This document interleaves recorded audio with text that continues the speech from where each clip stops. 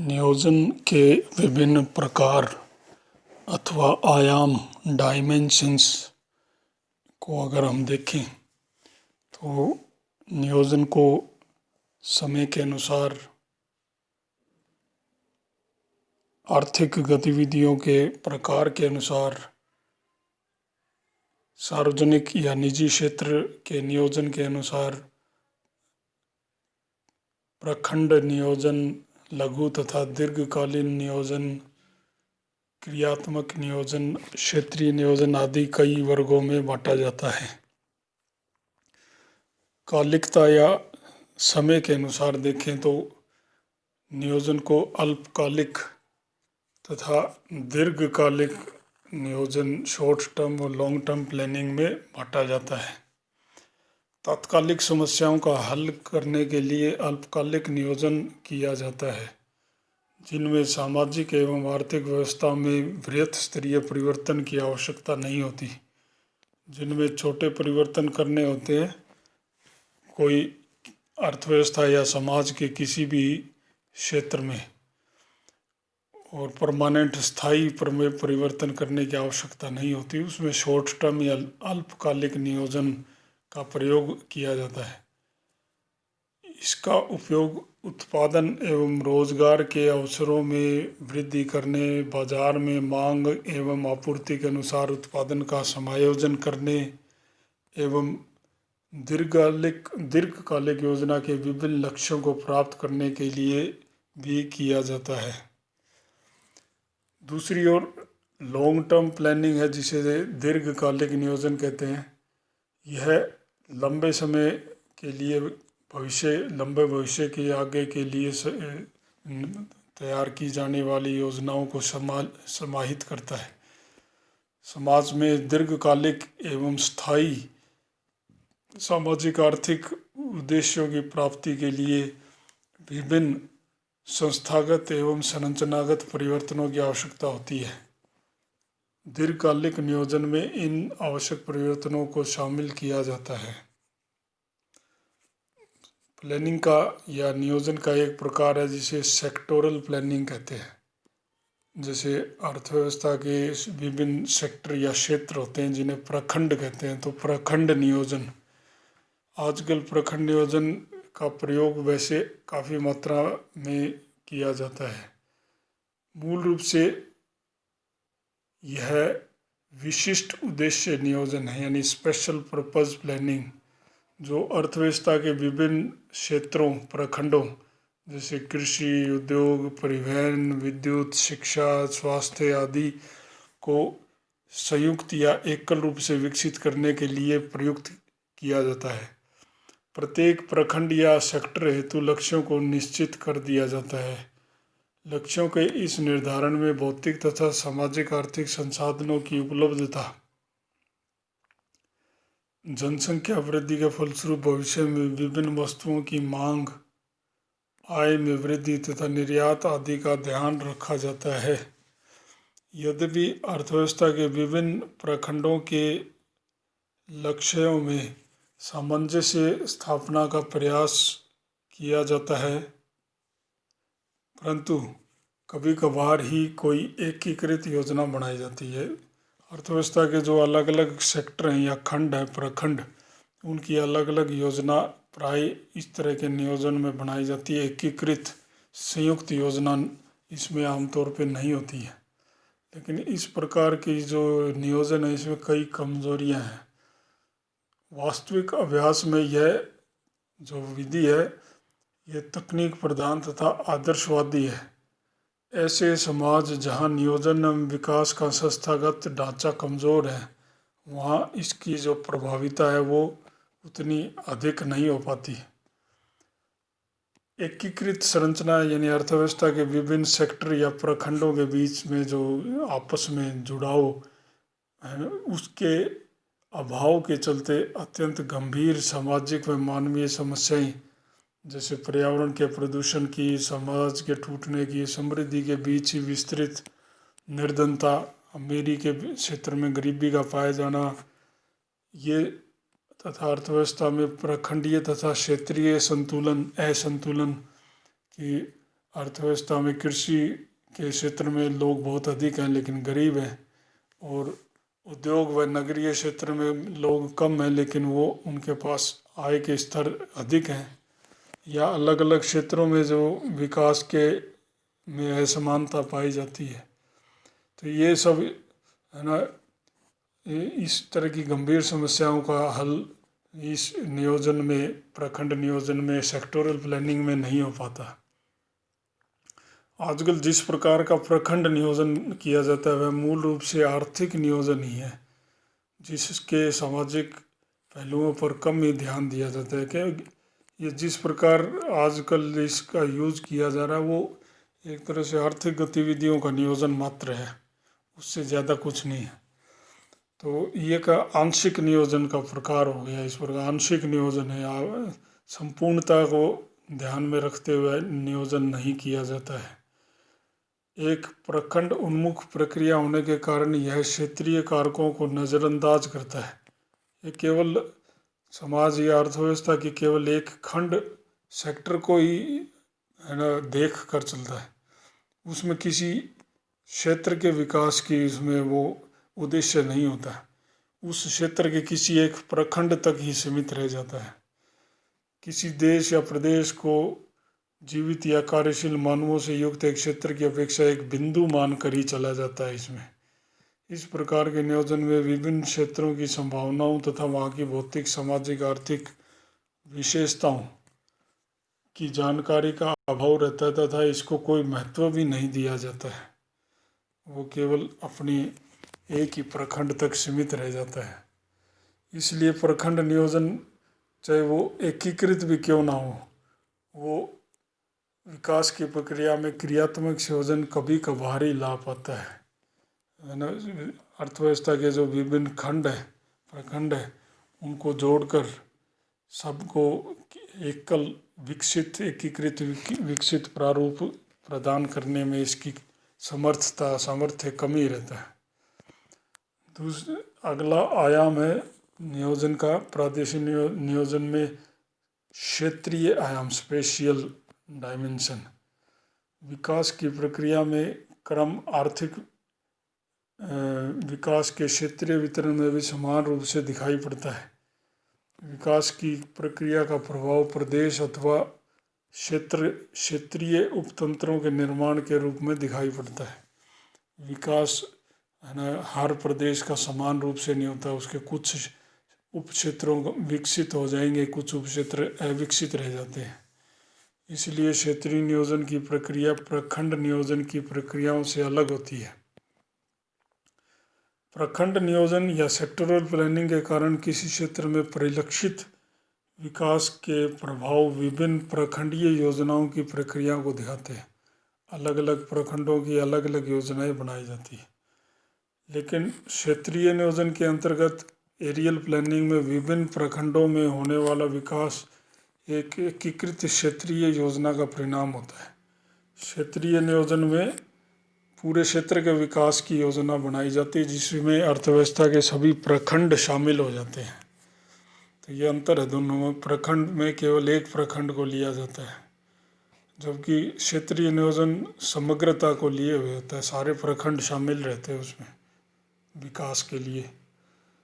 यह माना जाने लगा है कि राष्ट्रीय विकास तथा मानवीय गतिविधियों के क्षेत्रीय प्रारूप की संरचना के मध्य गहरा परस्पर संबंध होता है। जब तक हम इन मानवीय गतिविधियों की क्षेत्रीय संरचना को बदलने के लिए योजना नहीं बनाते, तब तक नियोजन के मूलभूत सामाजिक, आर्थिक व पर्यावरणीय लक्ष्य पूर्ण रूप से प्राप्त नहीं हो सकते हैं। देखा गया है कि एक प्रखंड में विकास अन्य प्रखंडों में विकास की प्रक्रिया को अवरुद्ध भी कर सकता है। इसीलिए किसी क्षेत्र के संदर्भ में सभी प्रखंडों का है ना संयोजित एकीकृत विकास, समन्वित विकास आवश्यक होता है। नियोजन के क्षेत्रीय आयाम पर प्रखंडीय आयाम के समान ही ध्यान देना इसलिए ज़रूरी होता है। क्षेत्रीय नियोजन भी दो प्रकार के हो सकते हैं। एक अडेप्टिव यानी कि समायोजन मूलक नियोजन। यह नियोजन मूलतः विकास की सामान्य प्रवृत्तियों के क्षेत्रीय तंत्र पर प्रभावों को पर आधारित है। इसमें क्षेत्रों के विकास को राष्ट्रीय आर्थिक विकास की प्रतिक्रिया के रूप में देखा जाता है। राष्ट्रीय आर्थिक विकास की प्रक्रिया के माध्यम से अलग अलग क्षेत्रों का विकास हो जाएगा। इस प्रकार देखते हैं इसमें समायोजन मूलक नियोजन का कार्य इस क्षेत्रीय विकास की प्रक्रिया को सही गति व दिशा देना होता है, ताकि किसी समय बिंदु पर एक ऐसे क्षेत्रीय संरचना को विकसित किया जा सके जिससे उद्योगों की वृद्धि एवं दक्षता को अधिकतम स्तर तक बढ़ाना संभव हो। तो ये आपका समायोजन मूलक नियोजन हुआ, जिसमें सामान्य प्रतियों के क्षेत्रीय तंत्र पर प्रभाव, विकास की सामान्य प्रवृत्तियां जो है, विकास की सामान्य प्रक्रियाएं हैं, वो किसी क्षेत्र पर कैसे कार्य करती है, कैसे विकास में उसकी सहायक आधार प्रदान करती है। दूसरा है डेवलपमेंटल या विकासात्मक या सक्रिय एक्टिव क्षेत्रीय नियोजन। यह नियोजन समायोजन मूलक नियोजन से अधिक महत्वाकांक्षी होता है, ज़्यादा विस्तृत होता है। इसमें आर्थिक विकास व क्षेत्रीय स्वरूप के निर्माण के मध्य गहरे अंतर संबंधों को मान्यता दी जाती है, उसको मान कर चला जाता है। विकास की प्रक्रिया को गत्यात्मक एवं ऐतिहासिक कारकों का परिणाम मानते हुए इस नियोजन में किसी समय बिंदु पर एक ऐसे क्षेत्रीय स्वरूप को निर्धारित व प्राप्त करने का प्रयास किया जाता है जो तीव्र आर्थिक विकास की प्रक्रिया को स्पष्ट रूप से बनाए रखेगा। इस नियोजन में आर्थिक व सामाजिक सांस्कृतिक गतिविधियों के क्षेत्रीय संगठन के दीर्घकालिक विकास को प्राप्त करने का प्रयास किया जाता है। किसी क्षेत्र के संदर्भ में लॉन्ग टर्म में, दीर्घकाल में ऐसी आर्थिक व सामाजिक गतिविधियां, ऐसे आर्थिक सामाजिक संगठन को विकसित करना जिससे उस क्षेत्र में स्थायी परिवर्तन लाया जा सके, वो इस प्रकार के विकासात्मक नियोजन का हिस्सा होता है। नियोजन के कुछ अन्य भी स्वरूप या प्रकार हो सकते हैं, जैसे एकल स्तरीय नियोजन। इसमें सिंगल लेवल प्लानिंग, इसके अंतर्गत केवल राष्ट्रीय स्तर पर योजनाएं बनाई जाती हैं, जैसे राष्ट्रीय राजधानी में केंद्र में बैठ के योजना बना जाती है और उनको निचले स्तरों पर केवल उसको लागू किया जाता है, क्रियान्वित ही किया जाता है। जबकि इसका दूसरा प्रकार है बहुस्तरीय नियोजन, मल्टी लेवल प्लानिंग। इसमें कई क्षेत्रीय स्तर पर योजनाओं का निर्माण किया जाता है कि अलग अलग छोटे क्षेत्र में फिर बड़े क्षेत्र की अलग योजना और फिर उन सबको मिलाकर राष्ट्रीय स्तर की योजना बनाई जाती है, मल्टी लेवल प्लानिंग। इसके माध्यम से किसी क्षेत्र के स्थानीय संसाधनों का विकास संभव हो पाता है कि किसी क्षेत्र के स्थानीय संसाधनों को ध्यान में रखकर उस क्षेत्र की छोटी योजना बनाई जाती है, तो सूक्ष्म योजना। उसके बाद उससे बड़े क्षेत्र की अधिक विस्तृत योजना बनती है। तो इस प्रकार अलग अलग स्तरों पर योजनाओं का निर्माण किया जाता है। निचले स्तर पर लोग अपने कल्याण हेतु स्वयं योजनाओं को बना सकते हैं तथा इसके माध्यम से बनी राष्ट्रीय योजनाएं राष्ट्रीय आवश्यकताओं एवं आकांक्षाओं का अधिक उपयुक्त प्रतिनिधित्व कर पाती है कि राष्ट्र के अलग अलग जो क्षेत्र हैं, अलग अलग लोग हैं, उनकी आवश्यकताओं को ध्यान में रखते हुए विभिन्न क्षेत्रों की योजनाएं बनाएंगे, उनको समन्वित करके राष्ट्रीय योजना बनेगी, तो वो अधिक प्रतिनिधित्व वाली हो जाती है। एक प्रकार स्वरूप है आदर्श नियोजन, नॉर्मेटिव। इसके अंतर्गत योजनाकार स्थापित लक्ष्यों के संबंध में श्रेष्ठ संभव परिणामों को खोजने का प्रयास करते हैं, जबकि नियोजन के सामाजिक व संस्थागत आयामों पर विशेष ध्यान नहीं दिया जाता है। भौतिक नियोजन इसी प्रकार का है, जैसे किसी एक नगर का नियोजन, सिटी प्लानिंग की जाती है, वो भी आदर्श या नॉर्मेटिव प्लानिंग आदर्श नियोजन का हिस्सा है। इसके विपरीत नियोजन का एक तंत्र उपागम है, सिस्टम्स अप्रोच। इसमें प्लानिंग को विभिन्न सामाजिक, तकनीकी, दृष्टियों से कार्य करने वाली की एक एकीकृत सामाजिक प्रक्रिया माना जाता है। सभी प्रकार की जो जीवन के जो विभिन्न अंग हैं उन सभी के लिए एकीकृत, जुड़ी हुई, आपस में संबंधित, परस्पर संबंधित रूप से योजनाएं बनाई जाती हैं। यह मानकर कि समाज के, देश के विभिन्न जो प्रखंड हैं, विभिन्न हिस्से हैं, वे सारे तत्व हैं जो आर्थिक, सामाजिक, सांस्कृतिक, ये सब आपस में एकीकृत हैं। उन सब का विकास ये आपस में संबंधित रूप में करना जरूरी है। संगठनात्मक रूप से ये नियोजन को इंडिकेटिव और इम्पेरेटिव में बांट सकते हैं। जब सार्वजनिक क्षेत्र वांछित आर्थिक विकास के लिए संसाधनों के उपयोग की जिम्मेदारी निभाता है तो इसे इम्पेरेटिव नियोजन कहा जाता है। भारत में शुरुआत में जो पंचवर्षीय योजनाएं बनी तो वो इम्पेरेटिव नियोजन का था हिस्सा थी। उसमें सार्वजनिक क्षेत्र को किसी क्षेत्र या देश के विकास में महत्वपूर्ण भूमिका दी गई। लेकिन अमेरिका जैसे देश में सांकेतिक नियोजन होता है, इंडिकेटिव नियोजन। इसमें निजी क्षेत्र ही मुख्य आर्थिक गतिविधियों के विकास का माध्यम बनता है और सरकार केवल कुछ नीतियां या मुख्य है ना ब्रॉड निर्देश ही बनाती है जो ये जिनके अंतर्गत निजी क्षेत्र की आर्थिक गतिविधियां संपन्न होती हैं। तो इसको सांकेतिक नियोजन कहा जाता है। सरकार सक्रिय रूप से भूमिका नहीं निभाती है नियोजन में। नियोजन का एक रूप जिसे कहते हैं उपयोगवादी यानी यूटिलिटेरियन, उसे क्रियात्मक फंक्शन ये नियोजन भी कहा जाता है। उपयोगवादी या क्रियात्मक नियोजन, इसमें विशिष्ट लक्ष्य की प्राप्ति का प्रयास किया जाता है, जैसे जल आपूर्ति या स्वास्थ्य सेवाएं, शिक्षा सेवाएं आदि, है ना। तो किसी एक विशिष्ट उद्देश्य की प्राप्ति। लेकिन विस्तृत एकीकृत नियोजन वो इसका दूसरा स्वरूप है जिसे कॉम्प्रिहेंसिव या इंटीग्रेटेड नियोजन कहा जाता है। इसमें किसी एक क्रिया के सभी तत्वों को शामिल किया जाता है। उदाहरण के लिए अगर ऊर्जा आपूर्ति के नियोजन की बात की जाए तो ऊर्जा का उत्पादन कैसे होगा, सस्ती दरों पर कैसे उपलब्ध कराई जाएंगी, उनका वितरण कैसे किया जाएगा और वर्तमान में भविष्य में कितनी आपूर्ति की आवश्यकता पड़ेगी, इन सब तथ्यों को एक साथ देखा जाता है। तो वो कॉम्प्रिहेंसिव या इंटीग्रेटेड नियोजन उसको बोलते हैं। नियोजन का एक स्वरूप है जिसे हम एरिया प्लानिंग कहते हैं।